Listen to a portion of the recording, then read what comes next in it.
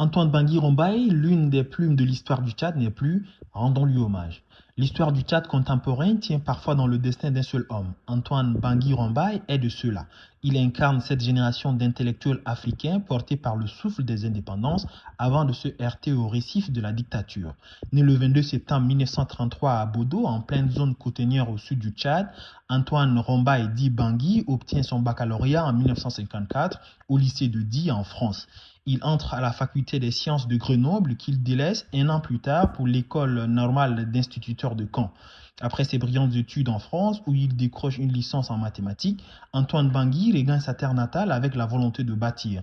Sa montée est fulgurante. Dans les années 60, il devient l'un des piliers du régime de François Tombolbaï.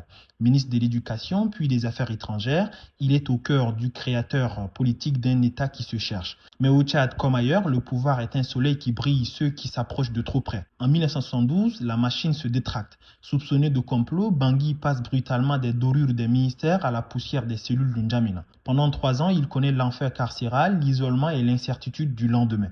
C'est cette chute qui fera naître l'écrivain. Libéré en 1975 à la faveur d'un coup d'État, il choisit de transformer ses cicatrices en encre. En 1980, il publie son œuvre monumentale, Prisonnier de Tombolbaï. Plus qu'un simple témoignage, ce livre est une autopsie de la paranoïa politique et un vibrant plaidoyer pour la dignité humaine. 3 ans plus tard, avec Les Ombres d'Oko, il se fera le gardien de la mémoire, explorant la richesse des traditions de son enfance pour mieux comprendre les fractures du présent.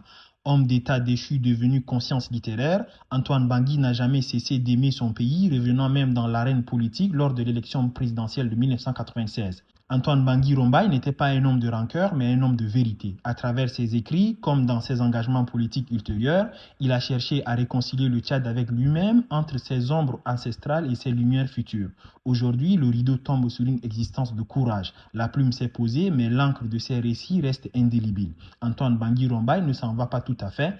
Il rejoint ses ombres de co qu'il aimait tant et il restera pour nous ce phare qui, même dans la tempête, n'a jamais cessé d'indiquer le chemin de la dignité. Bangui est décédé ce 28 janvier à Paris à l'âge de 93 ans. Puisse-t-il reposer en paix, son témoignage est désormais un héritage qui se perpétuera à travers les âges.